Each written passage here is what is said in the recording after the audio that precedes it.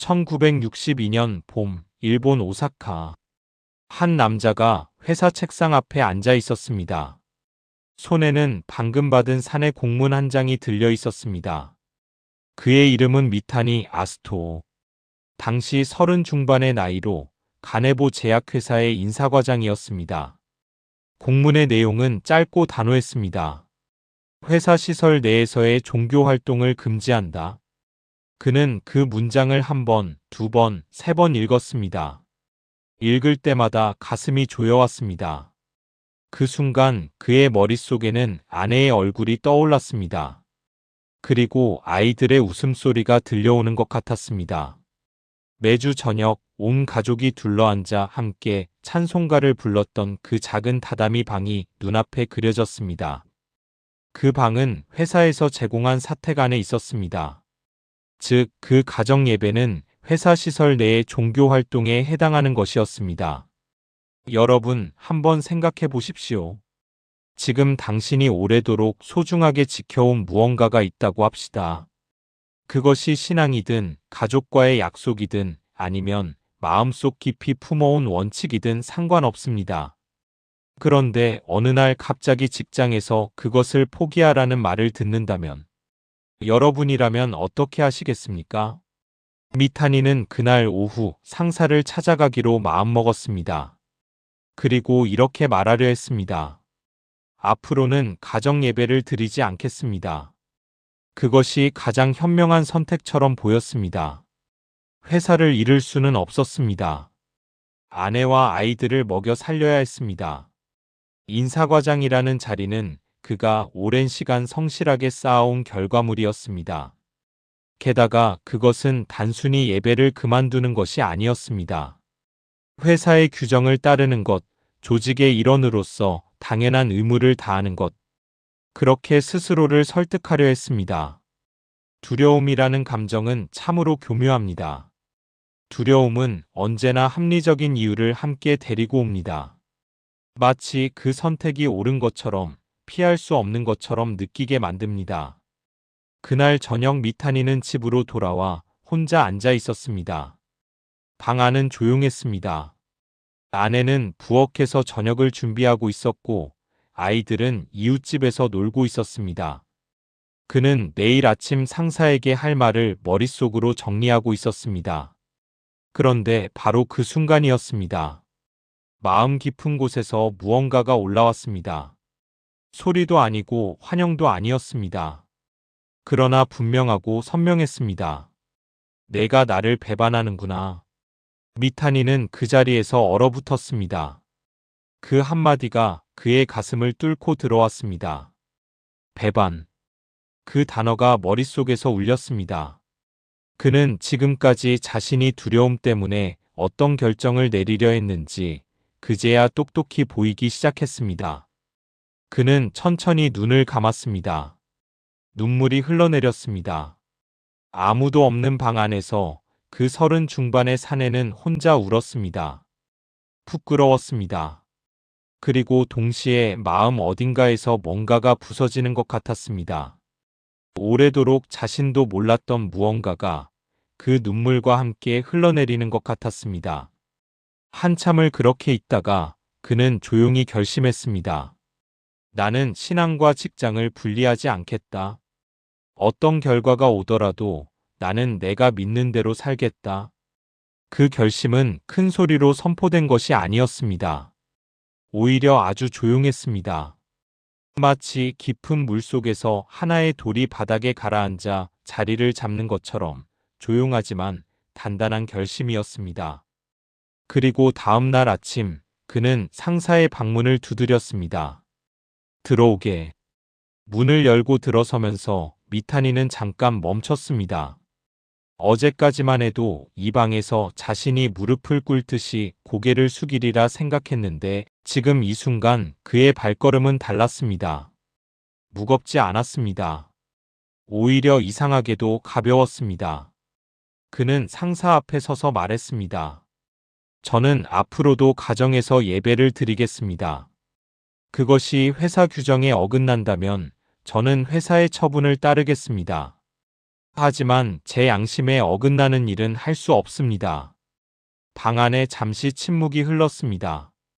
상사는 한동안 그를 바라보았습니다. 그리고 마침내 입을 열었습니다. 자네 마음대로 하게. 그것이 전부였습니다. 미타니는 방에서 나와 복도를 걸으면서 발 아래 땅이 단단하게 느껴지는 것을 실감했습니다. 어제까지 자신을 짓누르던 그 무게가 사라져 있었습니다. 그때 그는 아직 알지 못했습니다. 이 하나의 결심이 그의 인생 전체의 방향을 바꿔놓으리라는 것을. 그 복도를 걷는 미타니의 모습을 잠깐 상상해 봅시다. 양복 차림에 서류 가방을 든 평범한 중년 남자. 아무도 그에게 시선을 주지 않았습니다. 누가 봐도 그냥 출근한 직장인이었으니까요. 그러나 그의 내면에서는 보이지 않는 무언가가 달라져 있었습니다. 두려움이라는 짐을 내려놓은 사람만이 느낄 수 있는 그 가벼움. 그것은 화려한 승진이나 연봉 인상이 주는 기쁨과는 전혀 다른 것이었습니다. 더 깊고 더 오래가는 것이었습니다. 우리는 살면서 여러 종류의 기쁨을 경험합니다. 시험에 합격했을 때의 기쁨, 사업이 잘 풀렸을 때의 기쁨, 자녀가 좋은 소식을 전해줄 때의 기쁨. 그 기쁨들은 모두 소중합니다. 그러나 그것들과 전혀 다른 종류의 기쁨이 있습니다. 두려움을 이기고 양심을 따랐을 때 찾아오는 그 조용하고 깊은 기쁨. 그것은 조용해서 눈에 잘 띄지 않지만 가장 오래 남는 기쁨입니다. 미타니가 그날 경험한 것이 바로 그것이었습니다. 지금으로부터 약 2000년 전 지중해 연안의 한 항구 도시 가이사랴에서도 비슷한 장면이 펼쳐지고 있었습니다. 한 남자가 총독 앞에 서 있었습니다. 그의 이름은 바울. 유대인 출신의 이 나그네는 당시 각지를 돌아다니며 새로운 메시지를 전하던 사람이었습니다. 사람들은 그를 두고 소동을 일으키는 자라고 불렀고, 종교 지도자들은 그를 위험한 인물로 고발했습니다. 그는 지금 벨릭스 총독 앞에서 재판을 받고 있었습니다. 고발 내용은 화려했습니다. 전국의 유대인들 사이에서 분란을 일으키는 자요. 나사렛 이단의 괴수라는 것이었습니다. 오늘날로 치면 정치범이자 종교적 분열을 획책하는 위험 인물 정도 되는 셈이었습니다. 그러나 바울은 감정적으로 흔들리지 않았습니다. 분노하지도 무너지지도 않았습니다. 그는 총독 앞에서 차분하게 자신의 입장을 설명했습니다. 그리고 마지막에 이 한 문장을 남겼습니다. 나는 하나님과 사람 앞에서 항상 양심의 거리낌이 없기를 힘쓰고 있습니다. 이 짧은 문장 하나를 저는 오래 생각했습니다. 양심의 거리낌이 없다는 것은 무엇을 의미하는 걸까요? 그것은 완벽하게 옳은 일만 했다는 뜻이 아닙니다. 단 한 번도 실수하지 않았다는 뜻도 아닙니다. 바울 자신도 이전에 많은 잘못을 저질렀습니다. 그는 젊은 시절 기독교인들을 핍박하는데 앞장섰던 사람이었습니다. 그 기억이 그를 평생 따라다녔습니다. 그럼에도 불구하고 그는 이 말을 할 수 있었습니다. 왜냐하면 그는 매 순간 최선을 다해 자신의 양심 앞에 정직하게 살려고 노력했기 때문입니다. 거리낌 없다는 것은 두려움이 아닌 양심을 따라 살아간다는 것입니다. 사람의 시선이 아닌 자기 자신의 내면의 목소리에 귀를 기울인다는 것입니다. 생각해보면 우리는 어릴 때부터 수많은 규칙과 기대 속에서 자랐습니다. 부모님의 기대, 선생님의 평가, 친구들의 시선. 그것들이 우리를 형성했고 그 속에서 우리는 무엇이 옳고 그른지를 배웠습니다. 그러나 나이가 들면서 우리는 때로 혼란스러워집니다. 진짜 옳은 것이 무엇인지, 내가 정말 원하는 것이 무엇인지, 남들이 옳다고 하는 것과 내 마음 깊은 곳에서 느끼는 것이 다를 때, 그 혼란 속에서 양심의 소리를 듣는 것은 쉬운 일이 아닙니다. 그러나 그 소리에 귀를 기울이는 연습을 해온 사람은 결정적인 순간에 흔들리지 않습니다. 바울이 그러했습니다. 그는 재판을 받는 그 순간에도 자신의 내면에 흔들림이 없었습니다. 왜냐하면 그는 평생을 통해 그 연습을 해왔기 때문입니다. 매 순간 양심의 소리에 귀를 기울이고 그것을 따르는 연습? 그것이 결정적인 순간에 흔들림 없는 태도를 만들어냈습니다. 여러분, 살아오시면서 이런 순간이 있었습니까? 무언가를 선택해야 하는 순간, 머릿속에는 분명히 옳고 그름이 보이는데, 그러나 두렵기 때문에 다른 선택을 해버리고 만 그런 순간. 그리고 그날 밤 잠을 이루지 못했던 적이 있으신가요? 우리는 모두 그런 순간들을 알고 있습니다. 미탄이 아스토의 이야기로 다시 돌아가겠습니다. 그의 결심 이후 삶이 갑자기 쉬워진 것은 아니었습니다. 오히려 회사 안에서 그를 바라보는 시선은 더 복잡해졌습니다. 어떤 동료들은 그를 이상한 사람이라고 생각했습니다. 왜 저 사람은 굳이 그 불편한 길을 택하는 걸까? 하는 눈빛들이 느껴졌습니다. 그러나 미타니는 흔들리지 않았습니다. 그는 매일 아침 일찍 출근해서 누구보다 성실하게 일했습니다. 인사 업무에서 그는 언제나 공정했습니다. 누군가를 평가할 때 사적인 감정을 배제했고 어렵고 힘든 일도 마다하지 않았습니다. 그리고 집으로 돌아오면 가족과 함께 예배를 드렸습니다. 그것은 화려하거나 특별한 것이 아니었습니다. 그저 밥상 위에 성경을 올려놓고 아내와 아이들이 함께 찬송가를 부르고 짧은 기도를 드리는 것이었습니다. 그 작은 일상이 그의 삶의 중심이었습니다. 미타니의 삶에서 또 하나 주목할 것이 있습니다. 그가 결심을 한 이후 가정의 분위기가 달라졌다고 합니다. 아내는 남편이 무언가 변한 것을 느꼈습니다. 말이 아니라 태도에서, 표정에서, 집에 돌아왔을 때의 눈빛에서. 예전에 미타니는 집에 돌아와서도 어딘가 긴장되어 있었습니다. 회사 일 때문에, 앞으로의 걱정 때문에 항상 무언가 마음에 걸린 것들이 있었습니다. 그러나 그날 이후 달라졌습니다. 집에서 예배를 드릴 때 그의 목소리가 달라졌습니다. 예전에는 어딘가 형식적이었다면 이제는 진심에서 우러나오는 무게가 있었습니다. 아이들도 그것을 느꼈습니다. 아빠가 달라진 것이 뭔지는 정확히 설명할 수 없었지만 함께 있을 때 더 편안해졌습니다. 아빠가 두려움보다 더 중요한 것을 붙잡았을 때 그 안정감이 가정 전체에 흘러들어갔습니다. 이것이 양심을 따르는 삶의 또 다른 열매입니다. 그 사람 혼자만 달라지는 것이 아니라 그 주변 사람들도 영향을 받습니다. 한 사람의 결심이 가정을, 그리고 그 가정이 이웃을, 그 이웃이 세상을 조금씩 바꿉니다. 미타니가 세계 50개국 3천여 명의 기업인들에게 이야기를 전할 수 있었던 힘의 원천은 바로 그 밤이었습니다. 아무도 모르는 조용한 방에서 흘린 그 눈물과 결심.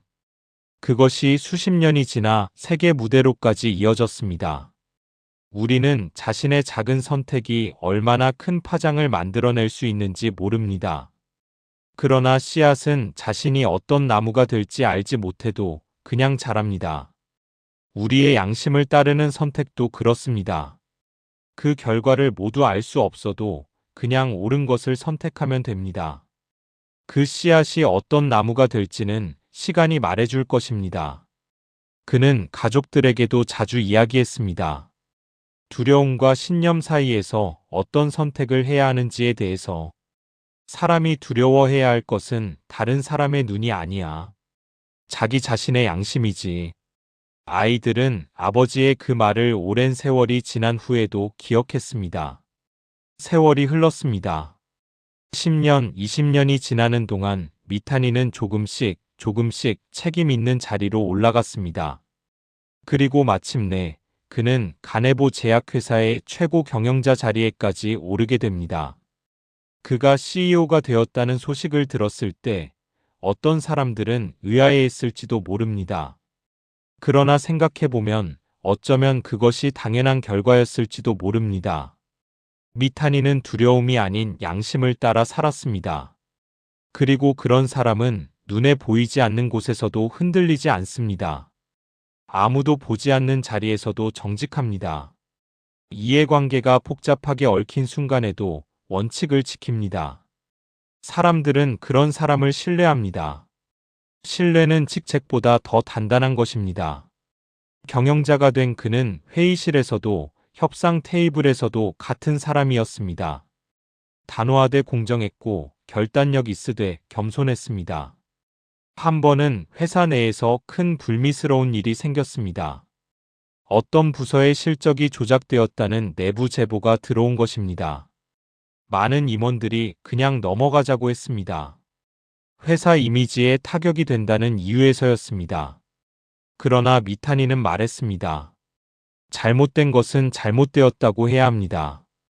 그것이 당장은 손해처럼 보여도 결국 우리를 지켜주는 것은 진실입니다. 그 결정은 단기적으로는 어려움을 가져왔습니다.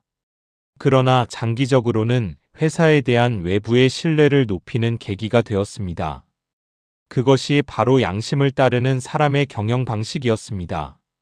미타니의 이야기는 여기서 끝나지 않습니다.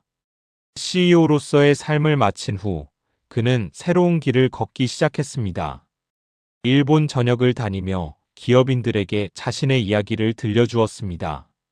어떻게 두려움과 마주쳤는지, 그 순간 어떤 선택을 했는지, 그리고 그 선택이 어떻게 자신의 인생을 바꾸었는지. 그의 이야기는 점점 많은 사람들에게 울림을 주었습니다. 마침내 그는 인터내셔널 VIP 클럽이라는 단체의 회장으로 활동하게 됩니다. 이 단체는 세계 50개 나라에서 3천여 명의 기업인들이 모이는 곳이었습니다.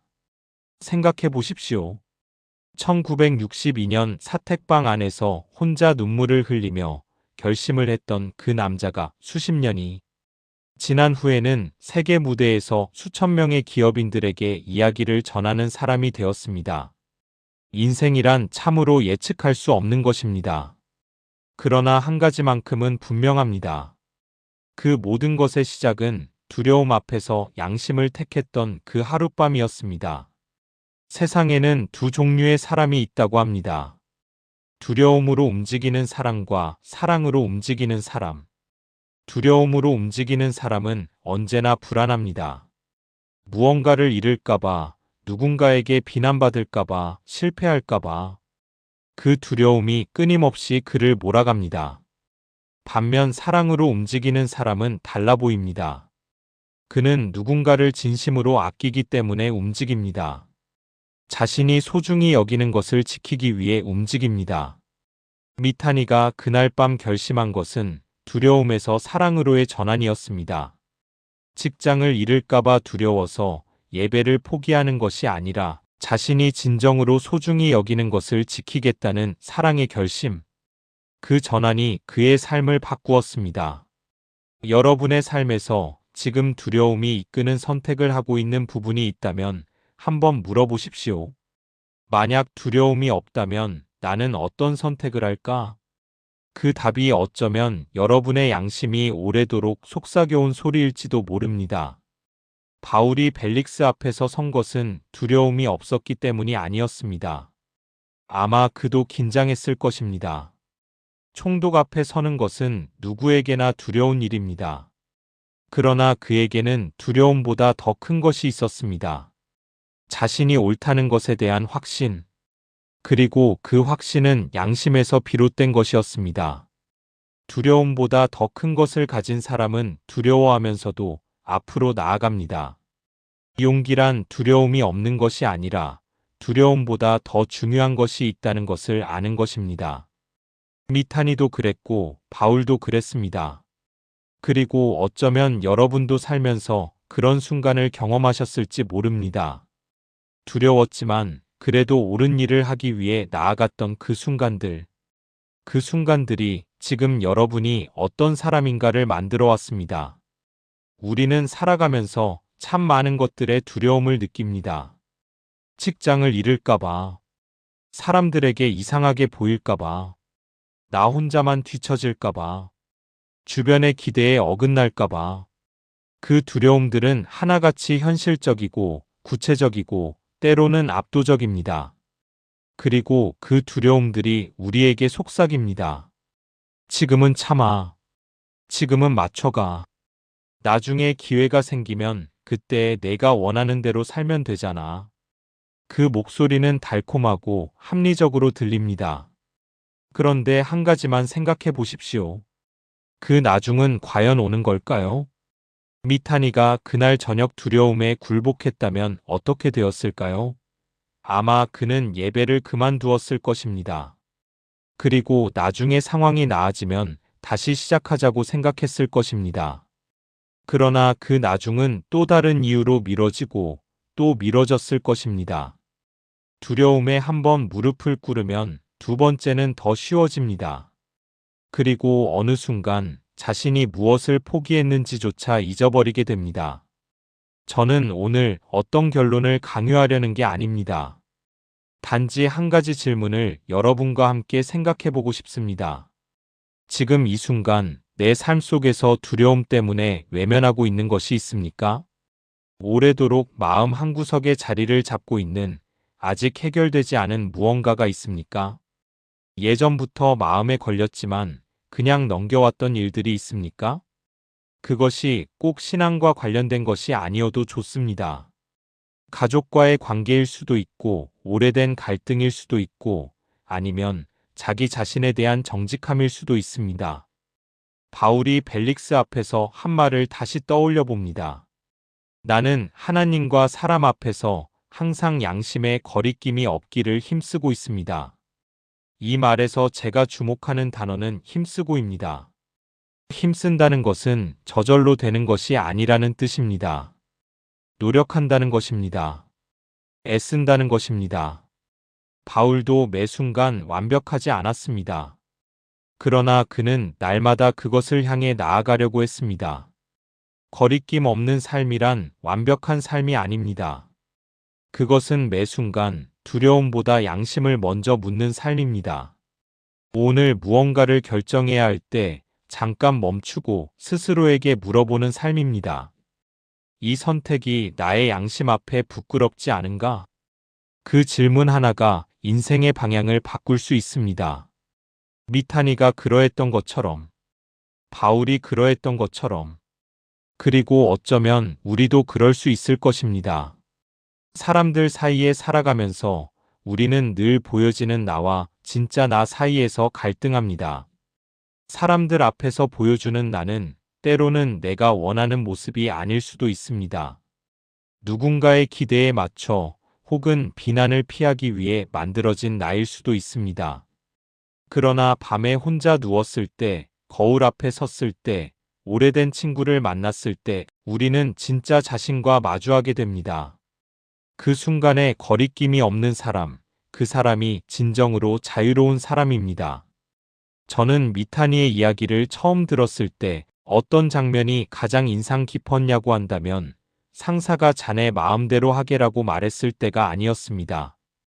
그가 사택방에서 혼자 눈물을 흘리던 그 장면이었습니다. 화려하지도 웅장하지도 않습니다. 아무도 박수 쳐주는 사람이 없는 곳에서, 아무도 보지 않는 곳에서 그는 혼자 자신과 마주했습니다. 그 외로운 싸움이 그 후에 모든 것을 만들어냈습니다. 여러분의 삶 속에도 그런 순간들이 있었을 것입니다. 아무도 몰라주었지만 혼자 조용히 옳은 선택을 했던 순간들.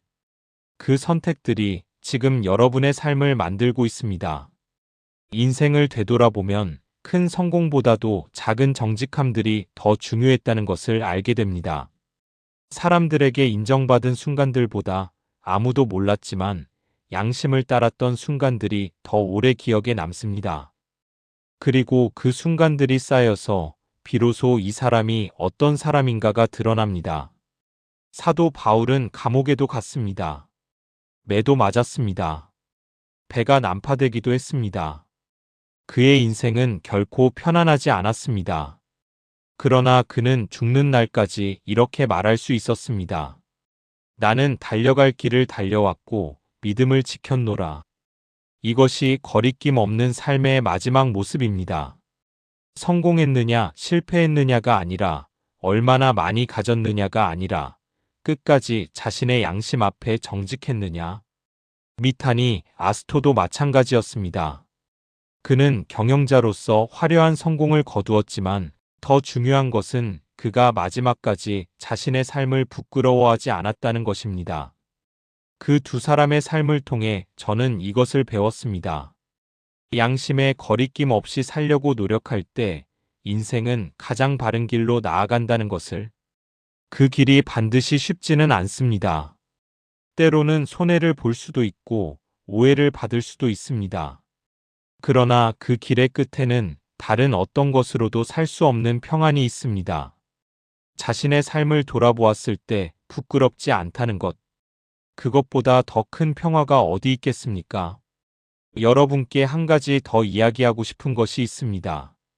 바울이 벨릭스 총독 앞에서 그 말을 했을 때 그것은 단순히 나는 잘못한 게 없소라는 자기 변호가 아니었습니다.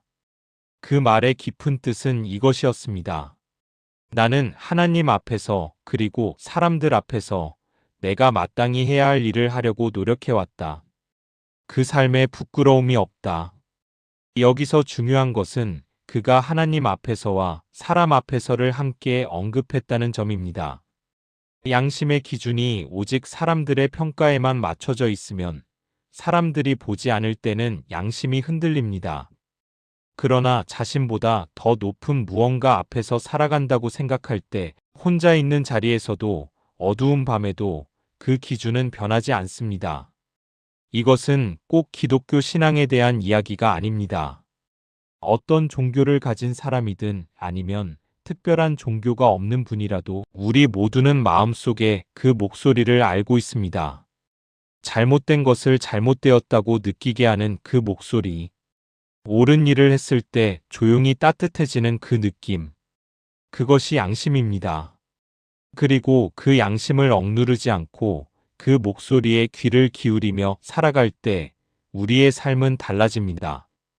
60대, 70대, 80대를 살아오신 분들은 아시겠지만 인생의 후반부에 접어들수록 사람들에게 어떻게 보였느냐보다 내가 어떻게 살았느냐가 더 중요해집니다. 젊었을 때는 남의 눈이 그렇게 두렵습니다. 남들이 어떻게 생각할까, 뒤처지면 어쩌나, 실패하면 어쩌나. 그러나 세월이 지나고 나면 알게 됩니다. 그 두려움들이 얼마나 많은 것들을 빼앗아갔는지. 그리고 동시에 두려움을 이기고 양심을 따랐던 그 순간들이 얼마나 소중한 것들을 남겨주었는지. 미타니의 자녀들은 아버지가 세상을 떠난 후에도 이렇게 이야기했다고 합니다. 아버지는 우리에게 많은 재산을 남겨주지 않으셨어요. 하지만 어떻게 사는 것이 올바른 삶인지를 몸으로 가르쳐 주셨습니다. 그것이 우리가 받은 가장 큰 유산입니다. 자녀들에게 무엇을 남겨줄 것인가? 이것은 많은 부모님들이 고민하시는 문제입니다. 재산, 교육, 인맥. 그러나 어쩌면 가장 오래 남는 것은 부모가 어떤 사람이었는가, 어떻게 살았는가, 그것일지도 모릅니다. 아이들은 부모의 말보다 삶을 기억합니다. 어려운 순간에 어떻게 행동했는지를, 압박을 받을 때 어떤 선택을 했는지를 아이들은 오래도록 가슴에 담고 삽니다. 다시 바울의 이야기로 돌아가겠습니다. 그는 재판을 받으면서도 벨릭스 총독에게 오히려 이야기를 들려주었습니다. 의와 절제와 장차 있을 심판에 대해서. 벨릭스는 그 이야기를 들으면서 두려움을 느꼈다고 기록되어 있습니다. 권력자가 죄수 앞에서 두려워했습니다. 그 이유가 무엇일까요? 바울에게는 외형적인 권력이 없었습니다. 그는 감옥에 갇혀 있었고 법적으로도 불리한 처지였습니다. 그러나 그에게는 다른 것이 있었습니다. 양심에 거리낌이 없는 사람에게서 나오는 흔들리지 않는 무게감. 그것은 어떤 권력으로도 만들어낼 수 없는 것이었습니다. 우리 삶에서도 마찬가지입니다. 진정한 무게감, 진정한 신뢰, 진정한 존경은 직위나 재산에서 나오는 것이 아닙니다. 그 사람이 어떻게 살았는가에서 나옵니다. 오래 살면서 보면 비슷한 자리에 있었던 두 사람이 왜 이렇게 다른 노년을 보내는지 이해하게 됩니다. 한 사람은 나이가 들어도 주변에 사람들이 가득하고 그의 한마디에 모두가 귀를 기울입니다. 또 다른 사람은 화려한 과거를 가지고 있음에도 왠지 외롭고 쓸쓸합니다. 그 차이가 어디서 오는지를 오래 살면 알게 됩니다. 진정성. 그것입니다. 양심을 따라 살아온 사람에게는 세월이 지날수록 그 진정성이 더 빛납니다. 그리고 사람들은 그것을 알아봅니다. 오늘 이 이야기를 들으시면서 혹시 마음속에 무언가 건드려지는 것이 있으신가요? 오랫동안 외면해왔던 무언가 아니면 한 번쯤 다시 생각해보고 싶었던 무언가가 있으신가요?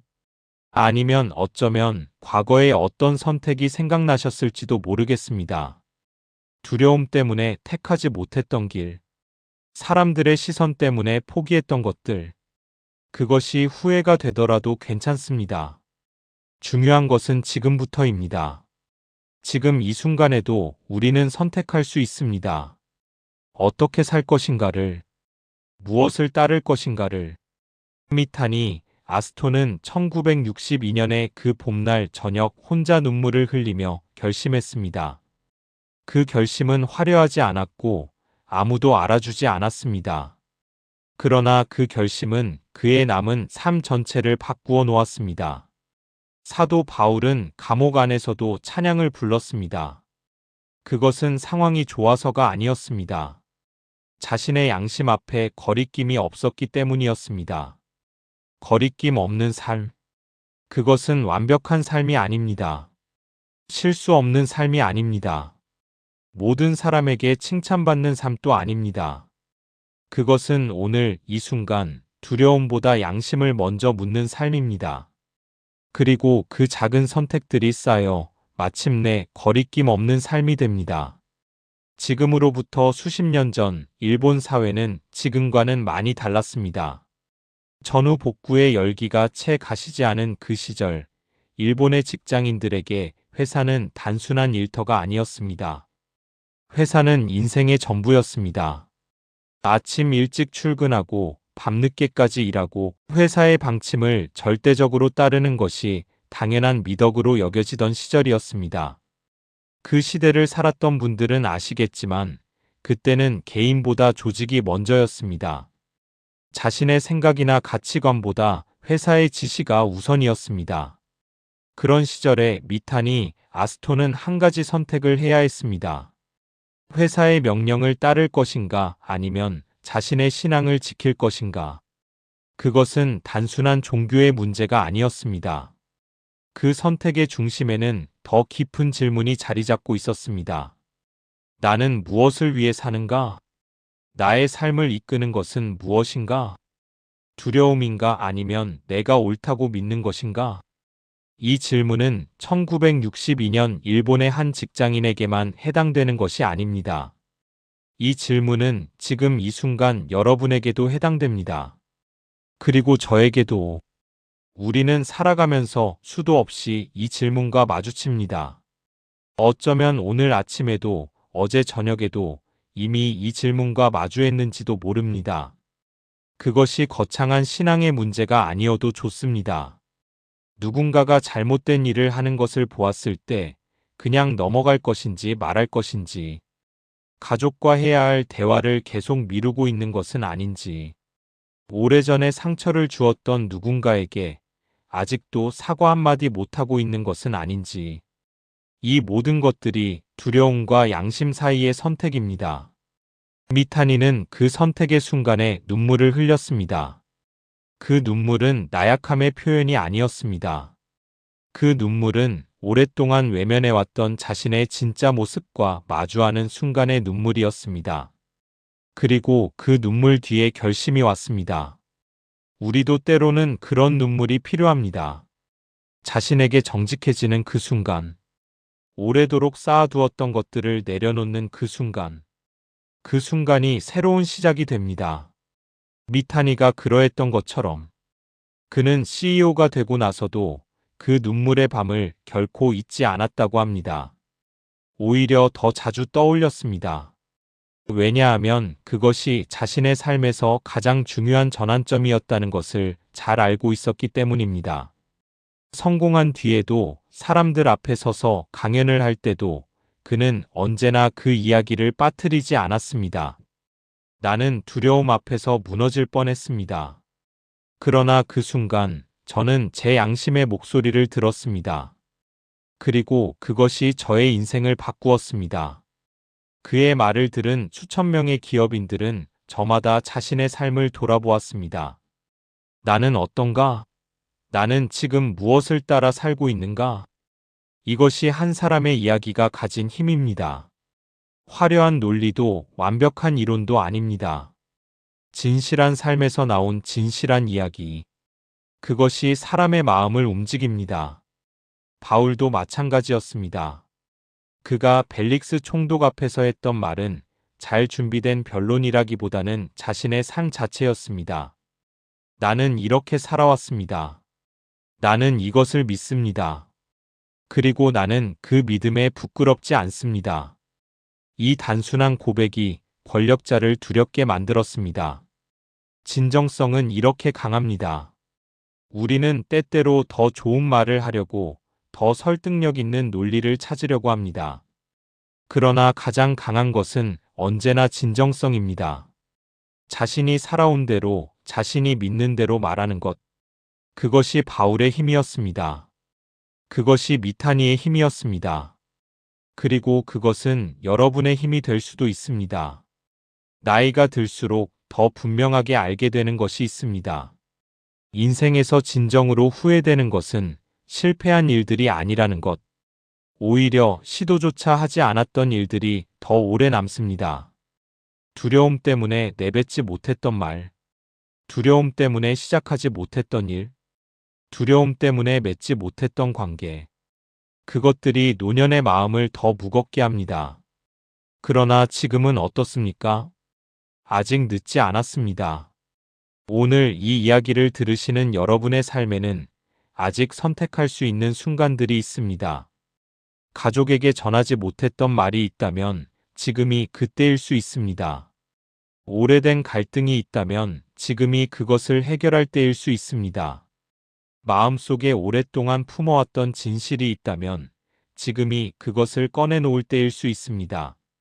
거리낌 없는 삶은 먼 미래의 목표가 아닙니다. 그것은 오늘 이 순간, 이 하나의 선택에서 시작됩니다. 생각해보면 우리 각자의 인생에는 저마다의 다담이 방이 있습니다. 아무도 없는 곳에서 혼자 자신과 마주해야 했던 순간들. 어떤 분은 새벽에 홀로 기도하면서 그런 결심을 하셨을 것입니다. 어떤 분은 병원에서 힘든 진단을 받으면서 삶의 우선순위를 다시 생각하셨을 것입니다. 어떤 분은 사랑하는 사람을 먼저 보내면서 남은 시간을 어떻게 살 것인지를 새롭게 결심하셨을 것입니다. 그 모든 순간들이 우리 삶의 전환점이었습니다. 그 전환점들을 통해 우리는 조금씩 더 진정한 자신이 되어갑니다. 바울의 삶에도 그런 전환점이 있었습니다. 그는 한때 기독교인들을 잡아들이는 사람이었습니다. 자신이 옳다고 믿었기 때문에 열정적으로 그 일을 했습니다. 그러나 어느 날 그는 길 위에서 쓰러졌습니다. 그리고 그 자리에서 모든 것이 바뀌었습니다. 그 전환점 이후 바울은 전혀 다른 삶을 살았습니다. 그리고 그 새로운 삶에서 그는 진정한 양심을 발견했습니다. 과거의 잘못을 인정하고 새로운 방향으로 나아가는 것. 그건 역시 거리낌 없는 삶을 향한 용기 있는 선택이었습니다. 혹시 과거의 어떤 선택이 지금도 마음에 걸리시는 분이 계십니까? 그것 때문에 지금도 자신을 용납하기 어려우신 분이 계십니까? 바울의 이야기가 우리에게 주는 위로가 바로 이것입니다. 과거의 잘못이 현재의 삶을 가두지 않아도 된다는 것. 진정한 뉘우침과 새로운 방향 전환. 그것이 이미 새로운 시작입니다. 미타니 아스톤은 1962년 봄, 그 작은 방에서 하나의 선택을 했습니다. 그 선택 하나가 그의 인생 전체를 바꾸었습니다. 사도 바울은 로마 감옥에서도 편지를 썼습니다. 그 편지들이 2000년이 지난 지금도 읽히고 있습니다. 우리의 삶도 그렇습니다. 오늘 우리가 내리는 작은 선택들이 생각보다 훨씬 먼 곳까지 영향을 미칩니다. 자녀에게, 손자에게, 그리고 우리가 만나는 사람들에게. 양심을 따라 살아가는 한 사람의 삶은 그 자체로 이미 누군가에게 이야기가 됩니다. 그리고 그 이야기는 오래오래 남습니다. 살아온 세월을 돌아보면 우리 각자의 삶에는 수많은 선택의 순간들이 있었습니다. 어떤 선택들은 잘 기억나지 않습니다. 너무 일상적이고 너무 당연하게 흘러갔기 때문입니다. 그러나 어떤 선택들은 아직도 선명하게 기억납니다. 그것이 좋은 기억이든 후회스러운 기억이든 그 선택들이 지금의 나를 만들었습니다. 여러분의 삶에서 가장 기억에 남는 선택의 순간은 언제였습니까? 그 순간에 여러분은 어떤 선택을 하셨습니까? 두려움을 이기고 양심을 따랐을 때 어떤 일이 일어났습니까? 아니면 두려움에 져서 뒤돌아섰을 때 어떤 후회가 남았습니까? 그 기억들을 꺼내어 보십시오. 왜냐하면 그 기억들 속에 앞으로의 선택을 위한 지혜가 담겨 있기 때문입니다. 인생의 후반부에 접어든 분들께 드리고 싶은 말이 있습니다. 지나온 길을 후회하는데 너무 많은 에너지를 쓰지 마십시오. 물론 지난 일들을 되돌아보고 정리하는 것은 중요합니다. 그러나 과거는 바꿀 수 없습니다. 우리가 바꿀 수 있는 것은 지금, 이 순간, 그리고 앞으로입니다. 미타니가 그날 저녁 눈물을 흘린 것은 과거를 후회하기 위해서가 아니었습니다. 지금부터 달라지겠다는 결심 때문이었습니다. 그 눈물이 새로운 출발점이 되었습니다. 우리에게도 그런 눈물이 필요할 때가 있습니다. 자신의 모습을 정직하게 바라보고 새로운 방향을 선택하는 그 순간. 그것은 나이와 무관하게 언제든 가능한 일입니다. 50이든 60이든 70이든 양심을 따르는 삶을 새롭게 시작하기에 늦은 나이는 없습니다. 이 세상에는 많은 성공의 기준들이 있습니다. 재산, 명예, 지위, 자녀들의 성취. 그러나 인생의 마지막 순간에 가장 중요한 것은 무엇일까요? 많은 분들이 이렇게 말합니다. 사람들에게 얼마나 인정받았느냐가 아니라 내가 어떻게 살았느냐, 내 삶이 가치 있었느냐, 내가 사랑했느냐, 그리고 나는 내 양심 앞에 부끄럽지 않게 살았느냐. 미타니 아스토의 묘비에는 어떤 글이 새겨졌을지 모르겠습니다. 그러나 그의 삶 자체가 하나의 글이었습니다. 두려움보다 양심을 선택한 삶. 그리고 그 선택이 얼마나 아름다운 결실을 맺었는지를 보여주는 삶. 바울은 이렇게 말했습니다. 나는 선한 싸움을 싸웠고 달려갈 길을 다 달렸고 믿음을 지켰다. 이제 내게 의의 면류관이 예비되었다. 이것이 인생의 마지막에 할 수 있는 가장 아름다운 말이 아닐까요? 두려움과 싸웠고 양심을 따랐고 끝까지 자신의 삶에 부끄럽지 않았다. 여러분도 그 말을 할 수 있기를 바랍니다. 그리고 저도 그 말을 할 수 있는 삶을 살고 싶습니다. 오늘 이야기를 함께 해주셔서 감사합니다. 이 이야기가 여러분의 마음에 작은 씨앗 하나가 되기를 바랍니다. 오늘 영상을 보시고 느끼신 점이 있으시다면 댓글로 나눠주세요. 혹시 비슷한 경험을 하셨다면 그 이야기를 들려주세요. 여러분의 이야기가 이 공간을 더욱 풍성하게 만들어줄 것입니다. 감사합니다. 두려움이 아닌 양심을 따라 살아가는 것. 그 삶이 얼마나 아름다운지를 우리는 오늘 두 사람의 이야기를 통해 보았습니다. 한 사람은 2000년 전 지중해 연안의 죄수였고 또 한 사람은 60년 전 일본의 평범한 직장인이었습니다. 시대도 다르고 나라도 다르고 상황도 달랐지만 그들의 삶에는 공통점이 있었습니다. 두려움 앞에서도 양심을 택했다는 것. 그리고 그 선택이 그들의 삶을 가장 아름다운 방향으로 이끌었다는 것. 여러분도 그럴 수 있습니다. 지금 어떤 상황에 계시든 어떤 나이에 계시든 거리낌 없는 삶을 향한 선택은 언제나 지금 이 순간부터 시작할 수 있습니다. 오늘 이 영상이 여러분께 어떤 의미였는지 댓글로 나눠주세요. 살면서 두려움과 양심 사이에서 선택을 해야 했던 순간이 있었다면 그때 어떤 선택을 하셨는지 이야기해 주세요. 여러분의 이야기가 다른 분들에게 위로가 되고 힘이 됩니다. 오늘도 여러분의 삶을 응원합니다. 감사합니다. 양심이라는 단어를 한 번 더 생각해 봅시다. 한자로 쓰면 좋을 양자의 마음 심자입니다. 좋은 마음, 바른 마음. 우리는 태어날 때부터 그 마음을 가지고 태어납니다. 어린아이들을 보면 알 수 있습니다. 아이들은 거짓말을 하고 나면 표정이 변합니다. 잘못된 일을 하면 먼저 고개를 숙입니다. 누가 가르쳐 주지 않아도. 그것이 양심의 씨앗입니다. 그런데 살아가면서 그 씨앗 위에 두려움이 쌓입니다. 체면이 쌓입니다. 이해관계가 쌓입니다. 그 무게 아래 양심의 소리는 점점 작아집니다. 그러나 완전히 사라지지는 않습니다. 아무리 오래 외면해 왔더라도 조용한 밤에는 그 소리가 들립니다. 미타니가 그 밤에 들은 것이 바로 그것이었습니다. 오랫동안 분주함과 바쁨 속에 묻혀있던 그 목소리. 그것이 그날 밤 다시 또렷하게 들려왔습니다. 여러분도 그 목소리를 들으신 적이 있으신가요? 조용한 새벽에 아니면 혼자 걷는 길 위에서 아니면 무언가 중요한 결정을 앞두고 그 목소리가 무엇라고 말했습니까? 그 목소리에 귀를 기울이는 것, 그것이 양심을 따르는 삶의 시작입니다. 노년의 한 어른이 이런 말을 남겼습니다. 인생을 마감하면서 가장 후회되는 것은 내가 한 일들이 아니라 내가 하지 못한 일들이라고.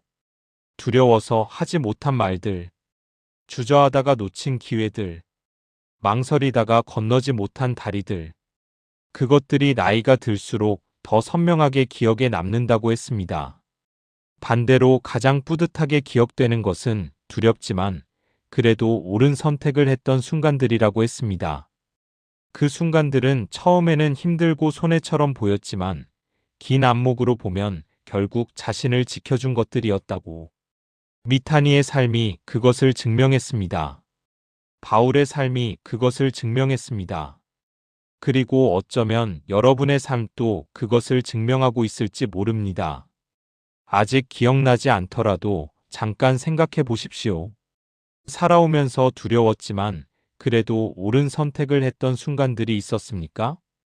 그 선택들이 지금의 여러분을 어떻게 만들었습니까? 그 이야기들이 여러분 안에 있습니다. 그 이야기들이 여러분의 가장 소중한 자산입니다.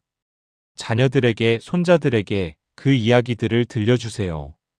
두려움을 이기고 양심을 따랐던 그 순간들을. 그것이 그 어떤 재산보다 더 큰 유산이 될 것입니다. 마지막으로 한 가지만 더 말씀드리겠습니다. 거리낌 없는 삶이란 완벽한 삶이 아니라 정직한 삶입니다. 실수가 없는 삶이 아니라 실수를 인정할 줄 아는 삶입니다. 항상 두려움을 이기는 삶이 아니라 두려워도 한 발 나아가려고 노력하는 삶입니다. 바울도 실수했습니다. 미타니도 흔들렸습니다. 그러나 그들은 그 실수와 흔들림을 있는 그대로 인정하고 다시 일어섰습니다. 그것이 거리낌 없는 삶의 진정한 모습입니다. 여러분도 오늘부터 그 삶을 향해 한 걸음 내디딜 수 있습니다. 크고 드라마틱한 결단이 아니어도 됩니다. 오늘 하루 작은 순간 하나에서 두려움보다 양심을 먼저 물어보는 것. 그것으로 충분합니다. 사람이 나이가 들면서 얻게 되는 것들이 있습니다. 경험, 지혜, 그리고 무엇이 진짜 중요한지를 알게 되는 눈. 젊었을 때는 그토록 두려웠던 것들이 나이가 들고 나면 그리 대단한 것이 아니었다는 것을 알게 됩니다. 그리고 그때 그토록 놓치기 싫었던 것들이 사실은 지키지 않아도 됐던 것들이었다는 것도 알게 됩니다. 반면에 그때 두려움 때문에 포기했던 것들이 실은 가장 소중한 것들이었다는 것도 알게 됩니다. 미타니가 그날 저녁 포기하려 했던 것은 단순히 가정 예배가 아니었습니다.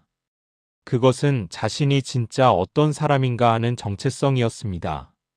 두려움이 속삭였습니다. 이것 하나쯤 내려놓아도 괜찮다. 더 큰 것을 지키기 위해서. 그러나 그 하나가 무너지면 다음 하나도 무너집니다. 그리고 결국 자신이 어떤 사람인지를 잃어버리게 됩니다. 미타니는 그것을 직감했습니다. 그래서 울었습니다. 그리고 그래서 결심했습니다. 여러분의 삶에도 그런 핵심이 있을 것입니다. 절대로 잃어버리면 안 되는 것, 양보할 수 없는 것. 그것이 무엇인지 잠시 생각해 보십시오. 그것을 지키기 위해 오늘 어떤 선택을 하시겠습니까? 바울은 감옥 안에서도 노래를 불렀습니다. 빌립보서에 이런 구절이 있습니다. 어떤 형편에 있든지 자족하기를 배웠노라. 자족. 지금 이 자리에서 충분하다는 것. 그것은 체념이 아닙니다.